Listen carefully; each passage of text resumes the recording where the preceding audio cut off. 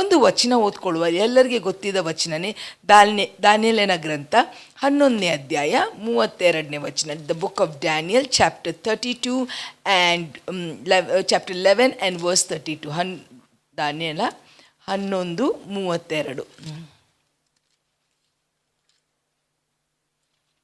ದೇವರ ವಾಕ್ಯ ಹೀಗೆ ಹೇಳುತ್ತೇನೆಂದರೆ,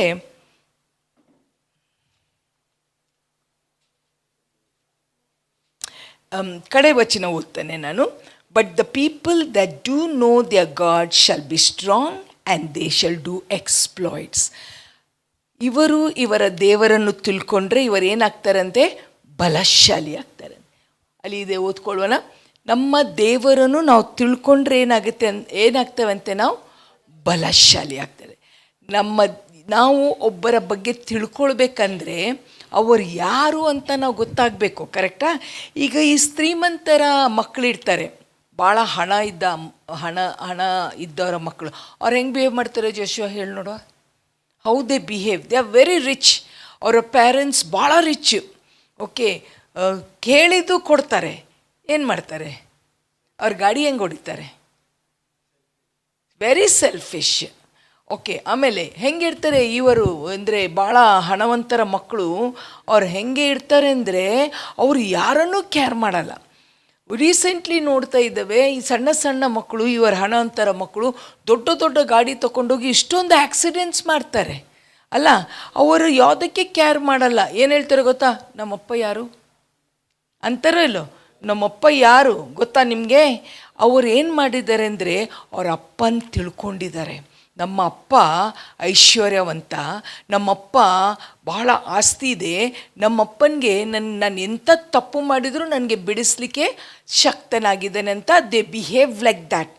ಅವ್ರಿಗೆ ಭಾಳ ಅವ್ರಿಗೆ ಅಂದರೆ ಭಯನೇ ಇಲ್ಲ, ಯಾವುದೇ ಭಯ ಇಲ್ಲ. ಎಂಥ ತಪ್ಪು ಮಾಡಿದರೂ ಅವ್ರಿಗೆ ಭಯ ಇಲ್ಲ. ಯಾಕೆಂದರೆ ಅವ್ರಿಗೆ ಅವ್ರ ಅಪ್ಪ ಯಾರು ಗೊತ್ತು. ಇವತ್ತು ನಿಮಗೆ ನನಗೆ ನಮ್ಮಪ್ಪ ಯಾರು ಗೊತ್ತಾ? ನಮಗೆ ನಮ್ಮ ಅಪ್ಪ ಯಾರು ಗೊತ್ತಿದ್ರೆ ನಾವು ಯಾವುದೇ ಕಾಲಕ್ಕೂ ನಾವು ಭಯ ಪಡೋದೇ ಇಲ್ಲ. ಹಾಲೆಲೂಯ.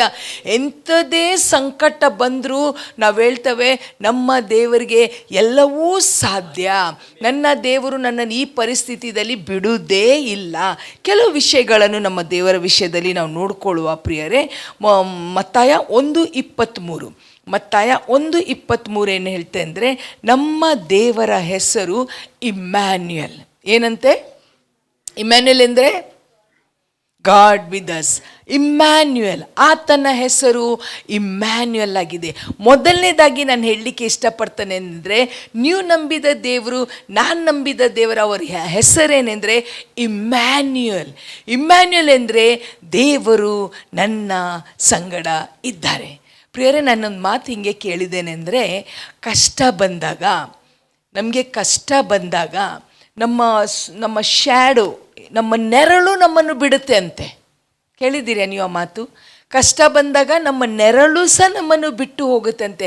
ಆದರೆ ನೀವು ನಂಬಿದ ದೇವರೇನು ಹೇಳ್ತಾರೆ ಅಂದರೆ, ಎಂಥದೇ ಕಷ್ಟ ಬಂದರೂ ನಾನು ನಿಮ್ಮನ್ನು ಬಿಡುವುದಿಲ್ಲ. ಇವತ್ತು ನಿಮಗೆ ಎಲ್ಲರಿಗೆ ಹೇಳಲಿಕ್ಕೆ ಇಷ್ಟಪಡ್ತಾನೆ ಅಂದರೆ ಪ್ರಿಯರೇ, ಎಂಥ ಪ್ರಾಬ್ಲಮ್ ಬರ್ಬೋದು. ಈಗ ನಮ್ಮ ಗಿರಿಜಮ್ಮನಿಗೂ ಬಂದ ಕಷ್ಟ ನೋಡಿದರೆ ನಮಗೆ ಅನ್ನಿಸ್ತದೆ, ಅಯ್ಯೋ ದೇವರೇ. ಆದರೆ ನನಗೆ ಒಂದು ಗೊತ್ತಿದೆ ಅಂದರೆ, ದೇವರು ಅವಳ ಸಂಗಡ ಇದ್ದಾರೆ. ಹಾಲೆಲೂಯ. ನಮ್ಮ ದೇವರು ನಮ್ಮನ್ನು ಬಿಟ್ಟು ಹೋಗುವ ದೇವರು ಅಲ್ಲವೇ ಅಲ್ಲ. ಪ್ರತಿನಿತ್ಯ ಸದಾಕಾಲ ನೀವೆಲ್ಲೇ ಇರ್ರಿ, ಸ್ವಾಮಿ ಹೇಳ್ತಾರೆ, ನಾನು ನಿಮ್ಮ ಸಂಗಡ ಇದ್ದಾನೆ. ಹಾಲೆಲೂಯ. ಮೊದಲನೇದಾಗಿ ನಮ್ಮ ದೇವರು ನಮಗೆ ಇವತ್ತು ವಾಗ್ದಾನ ಮಾಡ್ತಾರೇನೆಂದರೆ, ಆತನು ನಮ್ಮ ಸಂಗಡ ಇದ್ದಾನೆ. ಇಬ್ರಿಯರನ ಗ್ರಂಥ 13ನೇ ಅಧ್ಯಾಯ 5ನೇ ವಚನ, ನಮಗೆ ಎಲ್ಲರಿಗೆ ಗೊತ್ತಿದ್ದ ವಚನನೇ. ಹೀಬ್ರೂಸ್ ಚಾಪ್ಟರ್ 13 and verse 5 ಏನು ಹೇಳುತ್ತೆ ಅಂದರೆ, ನಾನು ನಿಮ್ಮನ್ನು ಬಿಡುವುದಿಲ್ಲ, ನಾನು ನಿಮ್ಮನ್ನು ತೊರೆಯುವುದಿಲ್ಲ. I will never leave you not forsake you. ನಮಗೆ ಯಾವಾಗಲೂ ಒಂದು ದೊಡ್ಡ ಪ್ರಾಬ್ಲಮ್ ಏನೆಂದರೆ, ಕಷ್ಟ ಬಂದ ತಕ್ಷಣ ಮೊದಲನೇ ವಿಷಯ ನಾವು ಹೇಳಿದಂತೆ, ದೇವರನ್ನೇ ಎಲ್ಲಿದ್ದಿ ಹೇಳ್ತವೆ ಅಲ್ಲ. Where are you God? ನೀವು ಎಲ್ಲಿದ್ದೀರಿ? ದೇವರು ಹೇಳ್ತಾರೆ, ನಾನು ಎಲ್ಲಿದ್ದೇನೋ ಅಲ್ಲೇ ಇದ್ದೇನೆ. ಇನ್ನು ದೇವರ ವಾಕ್ಯ ಹೇಳುತ್ತೇನೆಂದರೆ, ಇಕ್ಕಟ್ಟಿನಲ್ಲಿ ನಾವು ಇರಬೇಕಾದ್ರೆ ಮುರಿದು ಹೋದ ಜನರ ಸಮೀಪದಲ್ಲೇ ಸ್ವಾಮಿ ಇರ್ತಾರೆ. ಇನ್ನೊಂದು ವಚನ ಮತ್ತಾಯ, ಅದು ಕಡೆ ವಚನ ಹೇಳ್ತದೆ, ಯುಗಾದ ಸಮಾಪ್ತಿವರೆಗೆ ಎಲ್ಲ ದಿನ ಎಲ್ಲರೂ ಹೇಳ್ರಿ, ಕೇಳ್ತಾ ಇಲ್ಲ. ಎಲ್ಲ ದಿನ, ಒಳ್ಳೆ ದಿನ, ಕೆಟ್ಟ ದಿನ, ಸಂತೋಷದ ದಿನ, ಕಣ್ಣೀರಿನ ದಿನ, ನಮಗೆ ಸಿಕ್ಕಿದ ದಿನ, ನಾವು ಕಳ್ಕೊಂಡದ ದಿನ, ರೋಗದ ದಿನ, ಅನಾರೋಗ್ಯದ ದಿನ, ಎಲ್ಲ ದಿನಗಳಲ್ಲಿ ಸ್ವಾಮಿ ನಮ್ಮ ಸಂಗಡ ಇರ್ತಾರೆ. ಹಲ್ಲೆಲೂಯಾ. ನಮ್ಮ ಮನೇಲಿ ಏನೋ ಒಂದು ಫಂಕ್ಷನ್ ಇದ್ದರೆ ಜನ ತುಂಬ ಇರ್ತಾರೆ. ಅದೇ ನಮಗೆ ಕಷ್ಟ ಬಂದಾಗ ಒಬ್ಬರೂ ಮನೆ ಕಡೆ ಹಾಯಲ್ಲ. ಆದರೆ ಇವತ್ತು ಧೈರ್ಯವಾಗಿ ನಾವಿರುವ ಏನೆಂದರೆ, ಎಂಥದೇ ಬರಲಿ ನನ್ನ ದೇವರು ನನ್ನ ಸಂಗಡ ಇದ್ದಾರೆ. ಪ್ರಿಯರೇ, ಕಷ್ಟ ಬಂದಾಗ ಒಂದನ್ನು ಹೇಳಲಿಕ್ಕೆ ಇಷ್ಟಪಡ್ತಾನೆ. ಕಷ್ಟ ಬಂದಾಗ ದಯಮಾಡಿ ಇದನ್ನು ತಗೊಳ್ಬೇಡ್ರಿ. ಇದನ್ನು ತಗೊಂಡು ಅವ್ರಿಗೆ ಕಾಲ್ ಮಾಡಿದೆ, ಇವರಿಗೆ ಕಾಲ್ ಮಾಡಿದೆ, ವರ್ಕ್ ಆಗೋದೇ ಇಲ್ಲ. ಹೇಳ್ತಾರೆ ನಾವು ಸಹಾಯ ಮಾಡ್ತಾರೆ, ಬಟ್ ಯಾರಿಗೂ ಮಾಡಲಿಕ್ಕೆ ಆಗಲ್ಲ. ನಮ್ಮ ದೇವರಿಗೆ ನೀವು ಫೋನ್ ಹಚ್ಚಿರಿ, ಯೆರೆಮೀಯನಿಗಂತ 3:33 ಹೇಳುತ್ತೆ ಅಂದರೆ, ಆತನನ್ನು ನಿಮ್ಮ ಇಕ್ಕಟ್ಟಿನ ಸಮಯದಲ್ಲಿ ಕರೀರಿ, ಆತನು ನಿಮಗೆ ಉತ್ತರ ಕೊಡ್ತಾನೆ. Call unto me in the day of trouble and I will answer thee. ನಾನು ನಿಮಗೆ ಉತ್ತರ ಕೊಡ್ತಾನೆ. ಪ್ರಿಯರೇ, ನಮ್ಮ ದೇವರ ಕಿವಿಗಳು ಯಾವಾಗಲೂ ನಮ್ಮ ಪ್ರಾರ್ಥನೆಗೆ ಅಲರ್ಟ್ ಆಗಿದೆ. ಹಲ್ಲೆಲೂಯಾ. ಮೊದಲನೇ ಸಂಗತಿ, ನೀವು ನಂಬಿದ ದೇವರು, ನಾನು ನಂಬಿದ ದೇವರು ಯಾರೆಂದರೆ, ಯಾವಾಗಲೂ ನಮ್ಮ ಸಂಗಡ ಇರ್ತಾರೆ. ಈ ಲೋಕದ ಜನರು ನಮ್ಮ ಸಂಗಡ ಇರ್ತಾರೆ, ನಾವು ಮದುವೆ ಆಗಿರ್ತವೆ, ಯಾವಾಗಲೂ ನಮ್ಮ ಜೊತೆನೇ ಇರ್ತಾರೆ. ಆದರೆ ಒಂದು ದಿವಸ ಅವರು ಬಿಟ್ಟು ಹೋಗ್ತಾರೆ, ನಾವು ಬಿಟ್ಟು ಹೋಗ್ತೇವೆ. ಕರೆಕ್ಟಾ? ನಮಗೆ ಸ್ವಾಮಿ ಕರೆದಾಗ, ನಾವು ಪಾಸ್ಟರ್ ಇವತ್ತು ಹೇಳ್ತಾ ಇದ್ರಲ್ಲ, ನಮ್ಮ ಸಹೋದರ ಬ್ರದರ್ ಶಾಂತಕುಮಾರ್ ಹಾಡುಗಳು, ಇಷ್ಟು ರೋಗ ಇತ್ತು, ಏನೆಲ್ಲ ಇತ್ತು, ಆದರೆ ಸೇವೆ ಮಾಡ್ತಾಯಿದ್ರು. ಆದರೆ ಕರೆ ಬಂತು, ಹೋದರು. ಒಂದು ದಿವಸ ನಾವೆಲ್ಲ ಈ ಲೋಕವನ್ನು ಬಿಡಲೇಬೇಕು, ನಾವು ಯಾತ್ರಿಕರು. ಆದರೆ ಸ್ವಾಮಿ ಹಂಗೆ ಅಲ್ಲ ಪ್ರಿಯರೇ, ಅವರು ಎಂದಿಗೂ ಬಿಡುವುದಿಲ್ಲ. ಈ ಲೋಕವನ್ನು ನಾವು ಬಿಟ್ಟು ಹೋದರೆ ಆ ಲೋಕದಲ್ಲಿ ಅವರಿದ್ದಾರೆ. ಹಲ್ಲೆಲೂಯಾ. ಎಂಥ ಸಂತೋಷ ನೋಡಿ, ಇಲ್ಲಿ ಇದ್ದರೆ ಅಲ್ಲಿನೂ ಇದೆ. ಇದು ಮೊದಲನೇ ಸಂಗತಿ. ಎರಡನೇ ಸಂಗತಿ, ನಮ್ಮ ದೇವರು ಯಾರು ಅಂತ ನೋಡಿಕೊಂಡ್ರೆ, ವಿಮೋಚನ ಕಾಂಡ 15ನೇ ಅಧ್ಯಾಯ 26ನೇ ವಚನ. ಎಕ್ಸೋಡಸ್ 15:26 ಏನು ಹೇಳುತ್ತೆ? Exodus 15:26 he says, and said, if thou wilt diligently hearken to the voice thy Lord thy God. ನಾನು ಕಡೆ ಭಾಗಕ್ಕೆ ಬರ್ತಾನೆ. for I am the Lord that healeth thee. ಏನಿದೆ ಕಡೆ ವಚನ? ನಾನೇ ನಿಮಗೆ, ಜೋರಾಗಿ ಹೇಳ್ರಿ, ಇನ್ನೊಂದು ಸರ್ತಿ ಹೇಳುವ, ಸ್ವಲ್ಪ ಯೋಚನೆ ಮಾಡಿರಿ. ಹಾಗೆ ಹೇಳುವಾಗ ಎಷ್ಟು ಸಂತೈಸುವಿಕೆ ಆಗುತ್ತೆ. ಕರೆಕ್ಟಾ? ನಾನು ಪಾಸ್ಟರ್ ಡಾಕ್ಟರ್ ಹತ್ರ ಹೋದಾಗ, ಇಲ್ಲಿಂದ ಹೋಗುವಾಗನೇ ಪಾಸ್ಟ್ರು ಮೌನ ಆಗಿಬಿಡ್ತಾರೆ ಕಾರ್ ಹೊಡೆಯುವಾಗ. ಯಾಕೆಂದರೆ ಈಗ ಏನು ಬರ್ತದೆ? ಬ್ಲಡ್ ರಿಪೋರ್ಟ್ ಬರುತ್ತೆ, ಈಗ ಡಾಕ್ಟರ್ಸ್ ರಿಪೋರ್ಟ್ ಬರುತ್ತೆ. ಅಲ್ಲಿ ಹೋದ ಮೇಲೆ ಕೇಳ್ತಾರೆ, doctors what you think my report is? ಏನು ರಿಪೋರ್ಟ್ ಬರೋದು ಬಂದೇ ಬರುತ್ತೆ. ಆದರೆ ನಾವು ಧೈರ್ಯವಾಗಿ ಇರುವ. ಎಂಥ ರಿಪೋರ್ಟ್ ಬಂದರೆ ಎಲ್ಲ ರಿಪೋರ್ಟ್ಗಿಂತ ಮೇಲೆ ನಮ್ಮ ಯೇಸು ಸ್ವಾಮಿಯ ರಕ್ತ ಇದೆ, ಆತನ ಬಾಸುಂಡೆಗಳಿಂದ ನನಗೆ ಗುಣವಾಗಿದೆ. ಹಲ್ಲೆಲೂಯಾ. ಡಾಕ್ಟರ್ಸ್ ಇವತ್ತು ಏನು ಹೇಳ್ತಾರೆ? ನಮಗೆ ಇಷ್ಟೇ, ಇದಕ್ಕಿಂತ ಹೆಚ್ಚು ನನ್ನಿಂದ ಸಾಧ್ಯ ಇಲ್ಲ. ಆದರೆ ಸತ್ತು ಹೋದ ಲಾಜರ್ ಹತ್ರ, 4 ದಿವಸ ಆದ ಲಾಜರ್ ಹತ್ರ ಸ್ವಾಮಿ ಹೋಗಿ ನೋಡಿ, ಅಯ್ಯೋ 4 ದಿವಸ ಆಯ್ತಲ್ಲ, ಈಗ ನನಗೆ ಏನೂ ಮಾಡಲಿಕ್ಕೆ ಆಗೋದಿಲ್ಲ ಅಂದ್ರ. ನೀವು ನಂಬಿದರೆ ದೇವರ ಮಹಿಮೆಯನ್ನು ಕಾಣುವಿರಿ. ಒಂದು ಚಪ್ಪಾಳೆ ನಮ್ಮ ಸ್ವಾಮಿಗೆ. ನೀವು ನಂಬಿದರೆ ದೇವರ ಮಹಿಮೆಯನ್ನು ಕಾಣುವಿರಿ. ಪ್ರಿಯರೇ, ನಮ್ಮ ದೇವರ ಬಳಿಗೆ ಹೋಗಿ, ಇಂಥ ರೋಗ ಇದೆ ಸ್ವಾಮಿ, ಡಾಕ್ಟರ್ಸ್ ಹೇಳ್ತಾರೆ ಇದಕ್ಕೆ ಮೆಡಿಸನ್ನೇ ಇಲ್ಲ, ನೀನೇನು ಹೇಳ್ತಿ ಸ್ವಾಮಿ ಅಂದರೆ, ಯೇಸು ಸ್ವಾಮಿ ಹೇಳ್ತಾರೆ, ನನ್ನ ಬಾಸುಂಡೆಗಳಿಂದ ನಿನಗೆ ಗುಣವಾಗಿದೆ. ಇವತ್ತು ಎಂಥದೇ ರೋಗ ಇರಲಿ ಪ್ರಿಯರೇ, ನಿಜ ಭಯ ಆಗುತ್ತೆ ಡಾಕ್ಟರ್ ಹತ್ರ ಹೋದಾಗ. ಏನು ಹೇಳ್ತಾರೋ ಇವರು, ಏನು ನಮಗೆ ಹೇಳ್ತಾರೋ. ಆದರೆ ನನಗೆ ದೊಡ್ಡ ಆದರಣೆ ಏನೆಂದರೆ, ಸತ್ತು ಹೋದ ಎಲುಬಿಗೆ ಜೀವ ಕೊಟ್ಟ ದೇವರು ನಮ್ಮ ದೇಹದಲ್ಲಿ ಏನೇನು ಭಾಗ ಸತ್ತೋಗಿದೆನಾ ಅದಕ್ಕೆ ಜೀವ ಕೊಡ್ತಾರೆ. Hallelujah. He will give life to the dead bones in my body.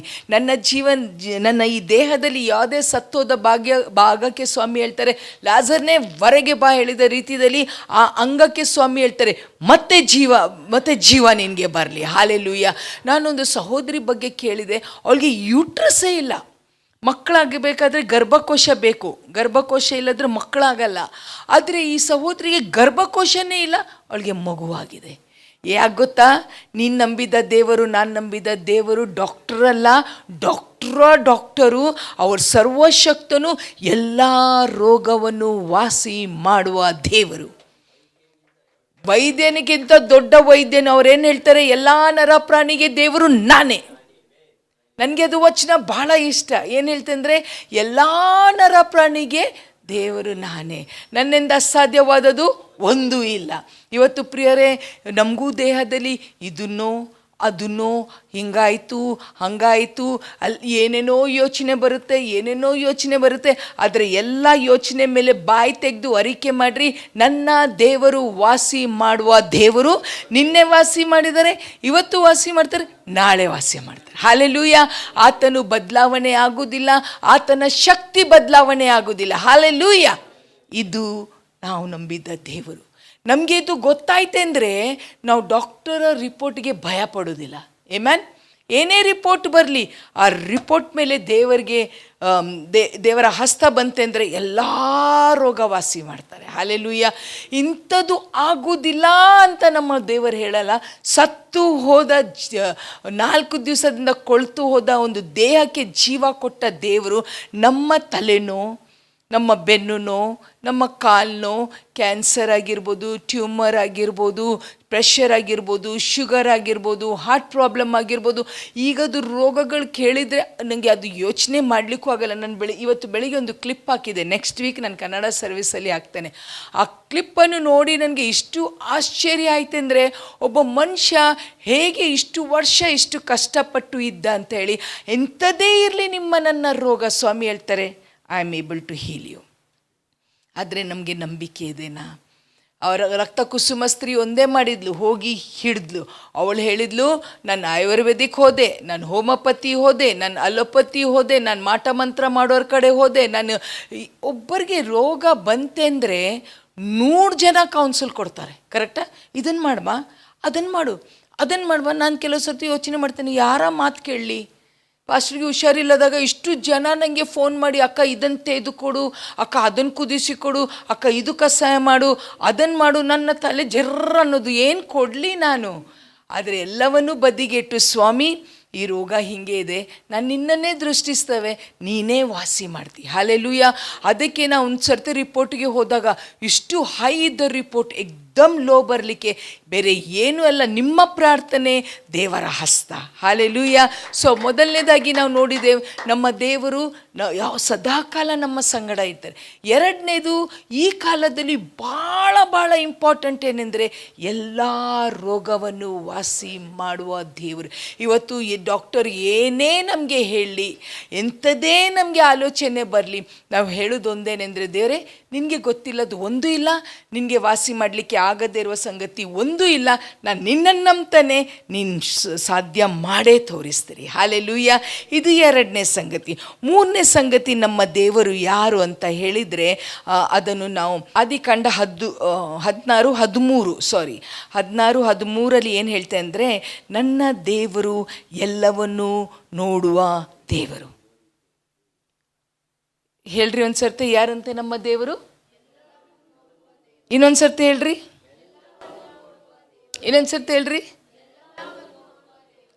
ಹೀಗೆ ಹೇಳುವ, ನನ್ನ ದೇವರು ನನ್ನನ್ನು ನೋಡುವ ದೇವರು. ಹಾಲೆಲೂಯ.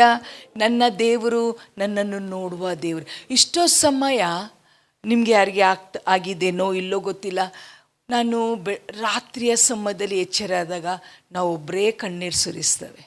ಕರೆಕ್ಟಾ? ಬೆಳಿಗ್ಗಿನ ಸಮಯದಲ್ಲಿ ನಾವು ಒಬ್ಬರೇ ಕಣ್ಣೀರು ಸುರಿಸ್ತೇವೆ.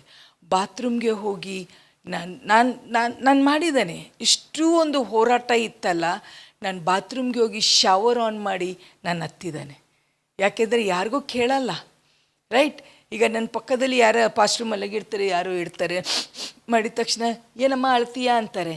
ಬಾತ್ರೂಮಲ್ಲಿ ಯಾರಿಗೆ ಗೊತ್ತಾಗುತ್ತೆ? ಆ ನೀರು ಸೌಂಡಲ್ಲಿ ಅಲ್ಲಿ ಹತ್ತಿದ್ದಾವೆ. ರೋಡಲ್ಲಿ ಒಬ್ಬಳೇ ನಡ್ಕೊಂಡು ಹೋಗೋಗ ಹತ್ತಿದ್ದಾನೆ. ಯಾರು ಅದಕ್ಕೆ ಆಗಿದ್ದೇನಾ? ಅಷ್ಟೂ ಹೋರಾಟ, ನನ್ನನ್ನು ಯಾರೂ ನೋಡೋದಿಲ್ಲ ಅಂತ ನಾವು ಯೋಚನೆ ಮಾಡ್ತೇವಲ್ಲ. ಸ್ವಾಮಿ ಹೇಳ್ತಾರೆ, ನಿನ್ನನ್ನು ನಾನು ನೋಡ್ತಾ ಇದ್ದಾನೆ. ಎಲ್ಲವನ್ನೂ ನೋಡುವ ದೇವರು. ಎಷ್ಟು ಸಂತೈಸುವಿಕೆ ಆಗುತ್ತೆ ಪ್ರಿಯರೇ ಇವೆಲ್ಲ ವಿಷಯ ಗೊತ್ತಾದಾಗ. ಯಾರೂ ಇಲ್ಲ ನನ್ನ ಸಂಗಡ, ಯಾರೂ ಇಲ್ಲ ದೇವರೇ. ನಾನು ಎಷ್ಟೋ ಸರ್ತಿ ಹೇಳಿದ್ದಾನೆ, ದೇವರೇ ಯಾರೂ ಇಲ್ಲ, ಯಾರ ಹತ್ರ ಹೋಗಿ ನಾನು ಶೇರ್ ಮಾಡ್ಕೊಳ್ಳಿ. ನಮ್ಮ ಜನ ಹೆಂಗೆ ಗೊತ್ತಾ, ನಾನೀಗ ಒಬ್ಬರಿಗೆ ಯಾರಿಗಾದರೂ ಫೋನ್ ಮಾಡಿ ಸಿಸ್ಟರ್ ಇದನ್ನು ನಾನು ದಾಟಿ ಹೋಗ್ತಾನೆ ಅಂದರೆ ನೆಕ್ಸ್ಟ್ ಮಿನಿಟು ಅದಕ್ಕೆ ಕೈ ಕಾಲು ಬಾಲ ಹಚ್ಚಿ ಇನ್ನೊಬ್ಬರಿಗೆ ಫೋನ್ ಹಚ್ಚೇ ಬಿಟ್ಟಿರ್ತಾರೆ. ಕರೆಕ್ಟಾ? ಆಮೇಲೆ ಅದು ತಿರುಗಿ ನನಗೆ ಬರುವಾಗ, ಮೊನ್ನೆ ನಾವು ಎಲ್ಲೋ ಹೋಗ್ತಾ ಇದ್ದೆವು ಕಾರಲ್ಲಿ, ಸೇವೆಗೆ ಹೋಗ್ತಾ ಇರಬೇಕಾದ್ರೆ ನಮ್ಮ ಸಭೆ ಸಹೋದರಿಯರೇ ಏನೋ ಒಂದು ಹೇಳಿದೆ, ಅದಕ್ಕೆ ಇನ್ನೊಂದು ಸಹೋದರಿ ಇಟ್ಕೊಂಡು ಹೌದು ಪಾಸ್ಟರ್ ಮನೇಲಿ ಹೀಗೆ ಹೀಗೆ ಹೀಗೆ. ನಾನು ಅಂದ್ಕೊಳ್ಳೋದು ಇದು ಯಾವಾಗ ಆಯಿತು ನನ್ನ ಮನೇಲಿ? ಆಗಲೇ ಇಲ್ಲ. ಕಟ್ಟುಕತೆ ಮಾಡಿ ಫುಲ್ ಕತೆ ಹೇಳಿಬಿಟ್ರು. ನನಗೆ ಶಾಕು. ಅದಕ್ಕೆ ಮನುಷ್ಯರಿಗೆ ಹೇಳಲಿಕ್ಕೆ ಆಗುತ್ತೆ ನಾ ಪ್ರಿಯರೇ, ಎಲ್ಲವನ್ನು ನೋಡುವ ದೇವರು ಏನು ಮಾಡ್ತಾರೆ ಗೊತ್ತಾ, ನಾವು ನುಟ್ಟು ಉಸಿರು ಬಿಡ್ತಾವಲ್ಲ, ಕೆಲವು ಸರ್ತಿ ಪ್ರಾರ್ಥನೆ ಮಾಡಲಿಕ್ಕೆ ಆಗೋದಿಲ್ಲ, ಅಷ್ಟು ಮನಸ್ಸು ತುಂಬಿ ಮಾಡ್ತೇವಲ್ಲ, ಅವ್ರು ನೋಡಿದರು. ಇವತ್ತು ಎಷ್ಟೋ ಜನ ಹೇಳ್ತಾರೆ, ನಮ್ಮನ್ನು ಪ್ರೀತಿ ಮಾಡುವವರು ಯಾರೂ ಇಲ್ಲ, ನಮ್ಮನ್ನು ಅರ್ಥ ಮಾಡ್ಕೊಳ್ಳುವವರು ಯಾರೂ ಇಲ್ಲ, ನಾನು ಒಬ್ಬಂಟಿಗ, ನಾನು ಇಷ್ಟು ಕಷ್ಟಪಟ್ಟು ದುಡಿತಾ ಇದ್ದಾನೆ. ನಾವು ಕೆಲವು ಸರ್ತಿ ಬೇರೆ ದೇಶಕ್ಕೆ ಹೋದಾಗ ಅಲ್ಲಿದು ಸಹೋದರರು ಬರ್ತಾರೆ ಮೀಟಿಂಗ್ಗೆ. ಆ ಸಹೋದರರು ಹೇಳ್ತಾರೆ, ನಮ್ಮದು ಇದು ಬಿಸಿಲು ಏನೂ ಇಲ್ಲ, ಅಲ್ಲಿ 50ಕ್ಕಿಂತ ಜಾಸ್ತಿ ಅಂಥದ್ದಲ್ಲಿ ಅವ್ರು ಬಿಸಿಲಲ್ಲಿ ಬಟ್ಟೆ ಕಟ್ಕೊಂಡು ಕೆಲಸ ಮಾಡಿ ದುಡ್ದು ಎಲ್ಲ ಕಾಸು ನಮ್ಮ ದೇಶಕ್ಕೆ ಹೆಂಡತಿ ಮಕ್ಕಳಿಗೆ ಕಲಿಸ್ತಾರೆ. ಆದರೆ ಅವ್ರು ಹೇಳ್ತಾರೇನೆಂದರೆ, ನಾವು ಇಷ್ಟು ಕಷ್ಟಪಡೋದು ನಮ್ಮ ಕುಟುಂಬದವರು ನೋಡೇ ಇಲ್ಲ. ಆದರೆ ಪ್ರಿಯರೇ ಯಾರು ನೋಡಿದ್ದಾರೆ ಗೊತ್ತಾ? ಅವರು ನೋಡಿದ್ದಾರೆ. ನನಗೆ ಈ ಮಾತು ಹಾಗರ್ ಕೊಟ್ಟದ್ದು, ಈ ಮಾತು, ಈ ಹೆಸರು ನಮ್ಮ ದೇವರಿಗೆ ಹೇಳೆಂದರೆ ಎಲ್ಲವನ್ನು ನೋಡುವ ದೇವರು. ಕೆಲವು ಸರ್ತಿ ನಾವು ಒಂದು ಕಡೆ ಕೆಲಸ ಮಾಡ್ತೇವೆ, ಕೆಲಸ ಮಾಡೋ ಕಡೆಯಲ್ಲಿ ನಮಗೆ ಭಾಳ ತೊಂದರೆ ಕೊಡ್ತಾರೆ. ನಮಗೆ ಕೆಲಸಕ್ಕೆ ಹೋಗಲಿಕ್ಕೂ ಆಗಲ್ಲ, ಕೆಲಸ ಬಿಡಲಿಕ್ಕೂ ಆಗಲ್ಲ. ಅಂಥ ಪರಿಸ್ಥಿತಿಯಲ್ಲಿ ನಾವು ಇರಬೇಕಾದ್ರೆ ನಾವು ಸ್ವಾಮಿಗೆ ಹೇಳ್ತೇವೆ, ದೇವರೇ ನನಗೆ ಹೇಗೆ ಬಿಡುಗಡೆ? ಸ್ವಾಮಿ ಹೇಳ್ತಾರೆ, ನಾನು ನಿನ್ನನ್ನು ನೋಡಿದ್ದೇನೆ, ನಾನು ನಿನ್ನ ಹೋರಾಟವನ್ನು ಬಲ್ಲಂಥ ದೇವರಾಗಿದ್ದೇನೆ, ನಾನು ಬಿಡುಗಡೆ ಮಾಡ್ತಾನೆ. Hallelujah, hallelujah. ಇವ ನಮಗೆ ತೊಂದರೆ ಕೊಡಬೇಕಾದ್ರೆ ಯಾರು ನೋಡಿದರು? ದೇವರೇ ನೋಡಿದರು. ಪ್ರಿಯರೇ, ಜನರು ನಮ್ಮ ಮೇಲೆ ಹೇಗೆ ಬಿಹೇವ್ ಮಾಡ್ತಾರೆ ದೇವರು ನೋಡ್ತಾರೆ. ನಾವು ಜನರ ಮೇಲೆ ಹೆಂಗೆ ಬಿಹೇವ್ ಮಾಡ್ತಾರೆ ಯಾರು ನೋಡ್ತಾರೆ? ದೇವರು ನೋಡ್ತಾರೋ ಇಲ್ಲೋ? ಯಾರೋ ಬಂದು ನಮಗೆ ಪ್ರೇಸ್ ದ ಲಾರ್ಡ್ ಹೇಳಿ ಪ್ರೇಸ್ ದ ಲಾರ್ಡ್ ಹೇಳ್ತೇವಲ್ಲ, ದೇವರು ನೋಡ್ತಾರೆ. ಯಾರೋ ಕಷ್ಟ ಕಾಲದಲ್ಲಿ ನಮಗೆ ಸಹಾಯ ಕೇಳ್ತಾರಲ್ಲ, ನಾವು ಸಹಾಯ ಮಾಡೋದಿಲ್ಲ, ದೇವರು ನೋಡ್ತಾರೆ. ನಮ್ಮನ್ನು ದೇವರು ನೋಡ್ತಾರೆ. ನಾವು ಹೇಗೆ ಇದ್ದೇವೆ, ಬೇರೆಯವರು ನಮ್ಮ ವಿಷಯದಲ್ಲಿ ನಡ್ಕೊಳ್ಳೋ ರೀತಿ ದೇವರು ನೋಡ್ತಾರೆ. ನಾವು ಕಷ್ಟ ಸಂಕಟದಲ್ಲಿ ದಾಟಿ ಹೋಗುವಾಗ ದೇವರು ನಮ್ಮನ್ನು ನೋಡ್ತಾರೆ. ದೇವರು ನೋಡಿ ಸುಮ್ಮನೆ ಬಿಡಲ್ಲ, ಸುಮ್ಮನೆ ಬಿಡುವುದೇ ಇಲ್ಲ. ಒಬ್ಬ ಮನುಷ್ಯ ಇದ್ದ, ಅವ ಬೆಥೆಸ್ದ ಪೂಲ್ ಹತ್ರ 38 ವರ್ಷದಿಂದ ಕೂತಿದ್ದ ಪ್ರಿಯರೇ. ಎಷ್ಟೋ ಜನರು ಅವನನ್ನು ನೋಡಿದರು. ಅಲ್ಲಿ ಏನಿತ್ತೆಂದರೆ, ಆ ನೀರನ್ನು ಒಂದು ದೂತ ಬಂದು ಅದನ್ನು ಶೇಕ್ ಮಾಡ್ತಿದ್ದ. ಅದು ಶೇಕ್ ಸ್ಟರ್ ಆದ ತಕ್ಷಣ ಅದಕ್ಕೆ ಮುಳುಗಿದವರು ಫಸ್ಟ್ ವಾಸಿ ಆಗ್ತಿದ್ರು. ಆದರೆ ಪಾಪ ಇವನಿಗೆ 2 ಕಾಲಿಲ್ಲ. ಅವನು ಆ ಮೂಲೆಯಿಂದ ಈ ಮೂಲೆ ಬಂದು ನೀರಲ್ಲಿ ಬೀಳೋ ತನಕ ಯಾರೋ ಬೇರೆಯವ್ರಿಗೆ ವಾಸಿ ಆಗಿಬಿಡ್ತಿದ್ರು. ಜನರು ನೋಡಿದರು, ಯಾರೋ ಅನ್ನೋ ಬಗ್ಗೆ ಯೋಚನೆ ಮಾಡಿಲ್ಲ. ಆದರೆ ಯೇಸು ಸ್ವಾಮಿ ಬಂದು ಹೇಳಿದರು, ಗುಣ ಆಗಲಿಕ್ಕೆ ಇಷ್ಟ ಇದೆನಾ ಎಂದರೆ ಯಾರು ದೃಷ್ಟಿಸಿದ್ರು ಪ್ರಿಯರೇ ಅವನನ್ನು. ಇವತ್ತು ನೀವು ದಾಟಿ ಹೋಗ್ತಾ ಇದ್ದೀರಾ, ನಾನು ದಾಟಿ ಹೋಗ್ತಾ ಇದ್ದೇನೆ. ಯಾರೂ ಕೇಳಲ್ಲ. ಇಷ್ಟು ಸಮಯದಲ್ಲಿ ನಮ್ಮ ಮನೆಯವರೇ ನಮಗೆ ಕೇಳೋದಿಲ್ಲ ಏನು ಆಗ್ತಾ ಇದೆ ಅಂತ. ಕರೆಕ್ಟಾ? ಆವಾಗ ನಾವು ಹೇಳ್ತೇವೆ, ನಾವು ಇಷ್ಟು ಏಕಾಂಟಿಗಾಗಿದ್ದೇವೆ. ಸ್ವಾಮಿ ಹೇಳ್ತಾರೆ, ನಾನು ನಿನ್ನನ್ನು ದೃಷ್ಟಿಸಿ ಸುಮ್ಮನೆ ಬಿಡಲ್ಲ ಪ್ರಿಯರೇ, ವಾಸಿ ಮಾಡ್ತಾರೆ. ಹಲ್ಲೆಲೂಯಾ. ಅವನಿಗೆ ದೇವರು ಅದ್ಭುತ ಮಾಡಿದ್ರು. ಇವತ್ತು ನಿಮ್ಮ ಒಂದು ದುರವಸ್ಥೆಯನ್ನು ಸ್ವಾಮಿ ನೋಡಿ ಹಾಗೆ ಬಿಡುವುದಿಲ್ಲ, ಅದ್ಭುತ ಮಾಡೇ ಮಾಡ್ತಾರೆ. ಇದನ್ನು ನಾವು ತಿಳ್ಕೊಂಡ್ರೆ, ನಾವೇನು ಮೊದಲನೇ ವಚನ ಓದಿದ್ದೇವಲ್ಲ, ಅವರ ದೇವರನ್ನು ತಿಳ್ಕೊಂಡ್ರೆ ಅವ್ರು ಹೆಂಗಿರ್ತಾರಂತೆ. ಇವತ್ತು ನನ್ನ ಅಪ್ಪ ಯಾರು? ನನ್ನನ್ನು ರೋಗವಾಸಿ ಮಾಡುವ ದೇವರು. ನನ್ನ ಅಪ್ಪ ಯಾರು? ಸದಾ ನನ್ನ ಸಂಗಡ ಇರುವ ದೇವರು. ನನ್ನ ಅಪ್ಪ ಯಾರು? ನನ್ನನ್ನು ನೋಡುವ ದೇವರು. ಇನ್ನೊಂದು ವಿಷಯ ನಾವು ನೋಡ್ಕೊಳ್ಳುವ ಪ್ರಿಯರೇ, ನಮ್ಮಪ್ಪ ಯಾರು? ಅದನ್ನು ನಾವು ಆದಿಕಾಂಡ 22ನೇ ಅಧ್ಯಾಯ 14ನೇ ವಚನ, Genesis chapter 22 and verse 14 ಹೀಗೆ ಹೇಳುತ್ತೆ, ಅಬ್ರಹಾಮ್ ನಮ್ಮ ದೇವರಿಗೆ ಹೆಸರು ಕೊಟ್ಟದೇನೆಂದರೆ ಯೆಹೋವ ಈರೆ. ಯೆಹೋವ ಈರೆ ಅಂದರೆ ಎಲ್ಲವನ್ನು ಒದಗಿಸುವ ದೇವರು. ಈಗ ಎಲ್ಲ ಮಕ್ಕಳದ್ದು ಎಕ್ಸಾಮ್ ಆಯಿತಾ? ಏನು ಬರೋದಿದೆ ಇವಾಗ? ರಿಸಲ್ಟ್ ಬಂತು, ಅಡ್ಮಿಷನ್ ಆಗಬೇಕಾಗಿದೆ. ಒಂದೊಂದು ಪ್ಯಾರೆಂಟ್ಸ್ ನನಗೆ ಬಂದು ಹೇಳ್ತಾ ಇದ್ದಾರೆ. ಮೊನ್ನೊಬ್ಬ ಪ್ಯಾರೆಂಟ್ ಹೇಳ್ತಾ ಇದ್ರು, ಏನಕ್ಕ 2 ಲಕ್ಷ ಅಡ್ಮಿಷನ್ಗೆ, ಆಮೇಲೆ 1 ಲಕ್ಷ ಬೇರೆ ಯಾವುದಕ್ಕೋ, ನಿಮ್ಮದು ಫೀಸ್ ತಾನೇ ಇವಾಗ. ಎಲ್ಲ ತಂದೆ ತಾಯಿಗೆ ದೊಡ್ಡ ಬೋಜ ಏನೆಂದರೆ ಈಗ ಫೀಸ್ ಕಟ್ಟಬೇಕು. ಅದು 2 ಮಕ್ಕಳಿತ್ತೆ ಅಂದರೆ 2 ಮಕ್ಕಳದು ಕಾಲೇಜ್ ಫೀಸ್ ಕಟ್ಟಲಿಕ್ಕೆ ಇವಾಗ ಭಾಳ ಕಷ್ಟ. ಆದರೆ ಒಂದನ್ನು ಹೇಳಿಯಾ, ನೀವು ದೇವರನ್ನು ನಂಬಿದರೆ ಅವ್ರು ಹೇಳ್ತಾರೆ ಅಂದರೆ ನಿಮ್ಮ ಅಗತ್ಯತೆಗಳನ್ನು ನಾನು ಪೂರೈಸ್ತಾನೆ. ಅದು ಎಂಥದೇ ಅಮೌಂಟ್ ಇರಲಿ ಪ್ರಿಯರೇ, ಒಂದನ್ನು ನೆನಪಿಡ್ರಿ, ನಾವು ದೇವರಿಗೆ ಕೊಟ್ಟ ಸಂಗತಿಯನ್ನು ದೇವರಿಗೆ ಸಲ್ಲಿಸಿದರೆ ನಮಗೆ ಕೊರತೆ ಇಲ್ಲವೇ ಇಲ್ಲ. ಇದು ನಮ್ಮ ಸಾಕ್ಷಿಯಾಗಿದೆ. ಒಂದು ಸರ್ತಿ ನಮ್ಮ ಮಗಳ ಫೀಸ್ ಕಟ್ಟಬೇಕಾಗಿತ್ತು, 50,000 ಫೀಸ್ ಕಟ್ಟಬೇಕಾಗಿತ್ತು. ನಮ್ಮ ಹತ್ರ ಹಣ ಇರಲಿಲ್ಲ. ನಾವಿಬ್ಬರು ಅಂದ್ಕೊಂಡೆವು, ನಮ್ಮ ಹತ್ರ ಕಾಸಿಲ್ಲಲ್ಲ. ಅವರು ಕಾಲೇಜಲ್ಲಿ ಹೇಳಿದ್ದಾರೆ, within 1 week you have to pay the fees. ಕಾಲೇಜಲ್ಲಿ ಹಂಗೆ ತಾನೇ ಹೇಳೋದು, 1 ವಾರವರೆಗೆ ಫೀಸ್ ಕಟ್ಟ್ರಿ ಅಂತ. ಸೊ ಫೀಸ್ ಕಟ್ಟಬೇಕು ಅಂತ ಪಾಸ್ಟ್ರು ಅಂದರು, ದೇವರು ಕಾಯ್ತಾರೆ, ದೇವರು ಒದಗಿಸ್ತಾರೆ, ನಾವು ಯಾಕೆ ಯೋಚನೆ ಮಾಡಬೇಕು ಅಂತ. ನಾವು ಹೆಂಗೆ ಸರ್ ಸ್ವಲ್ಪ ಯೋಚನೆ ಜಾಸ್ತಿ ಮಾಡ್ತೇವೆ. ಅಯ್ಯೋ ಎಲ್ಲಿ ಕೇಳಲಿ, ಯಾರಿಗೆ ಕೇಳಲಿ ಅಂತ. ಯಾರಿಗೂ ಕೇಳೋದು ಬೇಡ, ಇವತ್ತುವರೆಗೆ ಯಾರ ಮುಂದೆ ಕೈ ಚಾಚಿಲ್ಲ, ಇವತ್ತಿಗೂ ಚಾಚೋದು ಬೇಡ, ಸ್ವಾಮಿ ಒದಗಿಸ್ತಾರೆ ಅಂತ ನಾವು ನಂಬಿಕೆಯಿಂದ ಇದ್ದೆವು.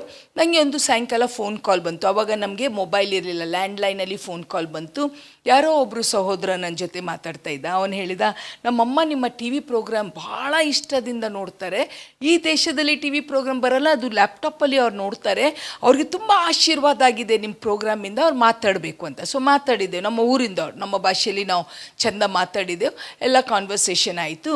ಆಮೇಲೆ ಮತ್ತೆ ಮಗನಿಗೆ ಕೊಟ್ಟರು. ಮಗ ಹೇಳಿದ, ನನಗೆ ನಿಮ್ಮ ಅಕೌಂಟ್ ನಂಬರ್ ಕೊಡ್ರಿ, ನಮ್ಮಮ್ಮ ಏನೋ ಕಾಣಿಕೆ ಕಲಿಸ್ಬೇಕು ಅಂತ. ಅಕೌಂಟ್ ನಂಬರ್ ಕೊಟ್ಟೆ. ಏನೋ ಒಂದು 500,000 ರೂಪಾಯಿ ಹಾಕ್ಬೋದು ಅವ್ರಂತ ಹೇಳಿ ನನ್ನ ಅಕೌಂಟ್ ನಂಬರ್. ಆವಾಗ ಇದು ಜಿ ಪೇ, ಮನಿ ಟ್ರಾನ್ಸ್ಫರ್ ಏನೂ ಇರಲಿಲ್ಲ. ಆವಾಗ ಏನಿರಬೇಕಾದ್ರೆ ಬ್ಯಾಂಕ್ಗೆ ಡೈರೆಕ್ಟ್ ಅದು ಅಮೌಂಟ್ ಬರಬೇಕು. ಸೊ ಅಮೌಂಟ್ ಕೊಟ್ಟೆ. ಎಲ್ಲೋ ಹೋಗ್ತಾ ಇದ್ದೆವು, ನಾವು ಆಲ್ರೆಡಿ ರೆಡಿಯಾಗಿದೆ, ಹೋಗಿಬಿಟ್ಟೆವು. ಮರ್ತು ಬಿಟ್ಟೆ ನಾನು. ಮಾರನೇ ದಿವಸ ಮತ್ತೆ ನನಗೆ ಫೋನ್ ಬಂತು. ಆ ಸಹೋದರ ಫೋನ್ ಮಾಡಿ, ಸಿಸ್ಟರ್ ಬ್ಯಾಂಕ್ಗೆ ಹೋಗಿ ಚೆಕ್ ಮಾಡಿದ್ರಾ ಅಂದರು. ಇಲ್ಲ ಬ್ರದರ್, ನಾನು ಚೆಕ್ ಮಾಡಿಲ್ಲ, ನಾಳೆ ಹೋಗಿ ಸ್ವಲ್ಪ ಚೆಕ್ ಮಾಡಿ. ಇವಾಗ ನಮಗೆ ನೋಡಿ ಏನೇನು ಅಮೌಂಟ್ ಬಿತ್ತೆ ಅಂದರೆ ನೋಟಿಫಿಕೇಷನ್ ಬರುತ್ತೆ. ಆವಾಗ ಎಲ್ಲಿ ನೋಟಿಫಿಕೇಷನ್ ಬರಬೇಕು, ಏನೂ ಬರ್ತಾ ಇರಲಿಲ್ಲ. ಸೊ ನೆಕ್ಸ್ಟ್ ಡೇ ಮತ್ತೆ ಪಾಸ್ಟ್ರಿಗೆ ಹೇಳಿದೆ, ಅವರು ಯಾಕೋ ಒತ್ತಾಯ ಮಾಡ್ತಾರೆ, ಹೋಗಿ ನೋಡ್ಕೊಂಡು ಬರುವ ಅಂತ.